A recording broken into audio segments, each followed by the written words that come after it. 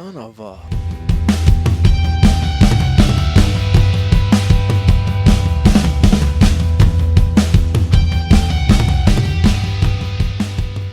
Hey folks, welcome back to the channel. Today we're looking at this Speedmaster air-gapped intake manifold for the 5.9 Magnum. I wasn't actually going to bother doing a video on this, otherwise I would have gotten it actually taking it out of the box. Not that it's all that exciting. A couple of things that are of interest here though. First, the castings you can see are really rough. I mean, there's some serious casting lines on these.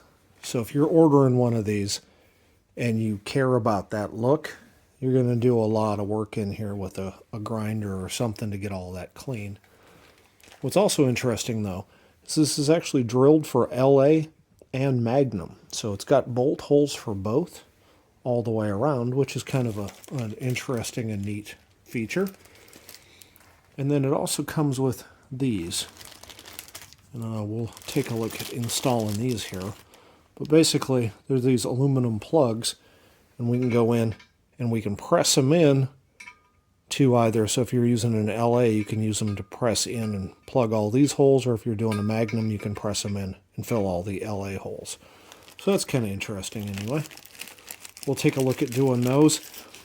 It'd be real easy to do them, well, I take that back. It won't be real easy to do them with the press, because right here, these ones, you can't get a straight shot on it because of the plenum. These ones would be obviously pretty easy. We'll see if we can do it with something like a C-clamp or whatever. It didn't come with really any instruction manual. It came with, you know, the obligatory stickers to go on the toolbox or whatever. And then there's a little bit of paperwork that says that it has a warranty and some things like that, but nothing that indicates what any of this stuff is. It also came with a couple of pipe plugs, not enough for all of the holes. It did not come with one for this elbow hose here, so you're going to either need to source one of those or reuse your existing one. Interestingly, this hole here, so the water jacket holes, there's no crossover on the water jacket between the heads here, but this is drilled and tapped here, so I guess you can probably get coolant temp on the head at the back and at the front maybe. Not certain why. It's a pretty good size. You could also use that probably as an outlet for something, maybe to your heater. Yeah, honestly, I don't really know what that one would be for. But then we've got several up here for doing your temperature senders or whatever. At any rate, I've got it all masked off. I'm going to paint it before I put it on. I'm going to paint it aluminum color so it'll look about the same, but I just want to seal all these pores. It won't hold grease and dirt near as well if I do that. You can see here that these plugs that came with it, I am very unimpressed with them. They are just, they're too big, and trying to get them pushed in is extremely hard. The plenum up here is in the way, so you can't just use a press. And trying to hit them with a hammer, you have to come on it at an angle. I'm using, you know, this brass bar to try to get in on it.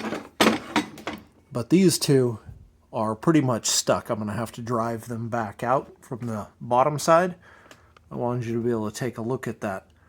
You can see it's actually peeling up a little bit of aluminum there. In order to get some of these other ones in, what I had to do was take about 12 thousandths off of it. And the reality is I think I probably took about 8 thousandths off the whole thing and then 12 off the end so that it would get started. And then I still had to use the brass drift to knock them in. So if you're trying to do this without a lathe, it's going to really, really suck. My original effort with these to get them in was to use this large C-clamp and to use it to push them in, but it just, grabbing on here and squeezing, it just would not drive these in. And even trying to smack them in with that brass drift doesn't help. You can see they're deforming quite a bit trying to get in. They're just oversized too much. They were knurled and the knurls are too high. If you take the knurls completely off, they just fall right in. So just doing a quick test fit here. These are the intake bolts for this. Look at how big that hole there is through this intake manifold. I mean, that's a lot of slop. I would prefer that they had that either smaller or had some sort of a bushing that goes in there, but they didn't provide anything, so I guess we'll see. We'll see how that works. Here are the holes on the factory EFI. They're also a little sloppy, but they're much, much closer. So it'd be nicer if they were more that size on that new intake. Just a little bit of feedback if you're working on one of these. Now it's time to bolt the intake manifold onto this motor. We're going to need intake manifold gaskets, the bolts, and obviously the intake. Now there's a little bit of a difference here.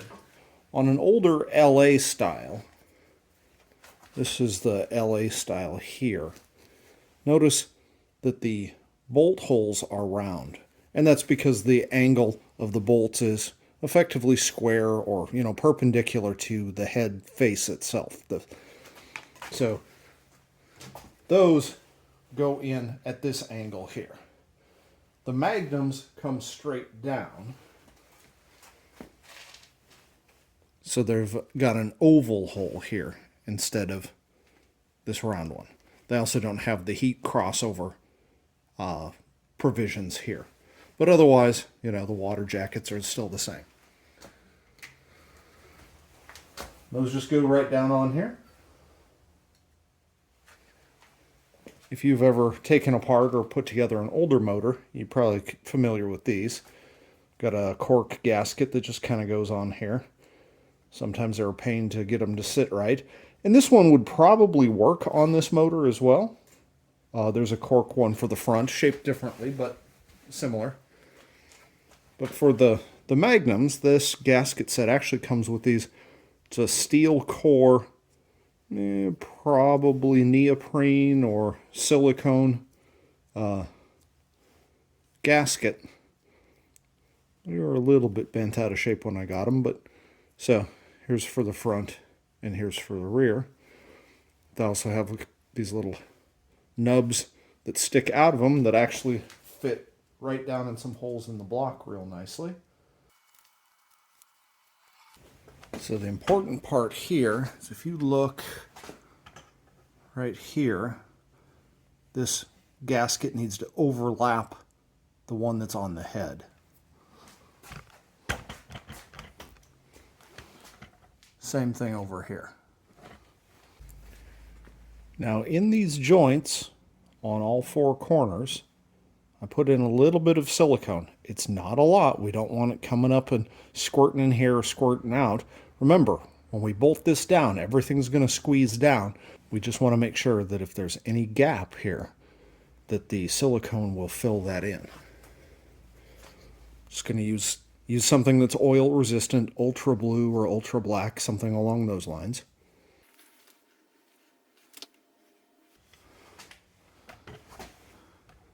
You can see I didn't put a whole bunch on there, just a little.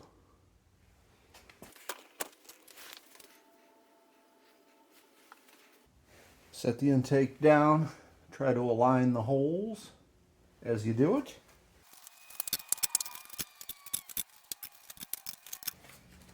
After I clean my bolts, I just stuff them through a piece of cardboard that lets me prime and paint them here. Makes it real easy to do.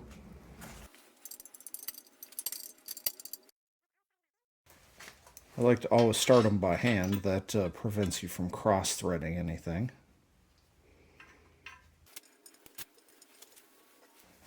Now here I'm just going to bring it down so that it's just touching the manifold, not tightening really at all.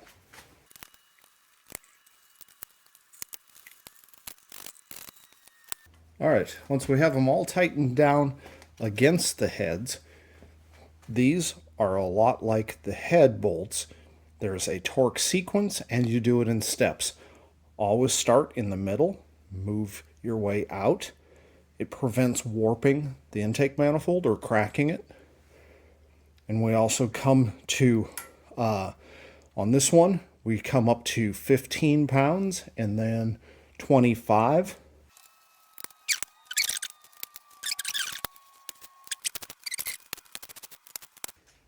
You can do this in 3 steps, 4 steps. The key is you don't want to just run it all the way to full tightness at one time. Because if you've got it really tight here and not at all at the end, it's going to cause the manifold to bow. You can cause them to warp or even to crack, especially if you start all the way at one end, which is why you start in the middle. And there we go. Intake manifold's been installed. Really, this motor is just about together. Still have to put on some valve covers, water pump, some miscellaneous items like that, but it's getting extremely close to ready to go. And thanks for watching.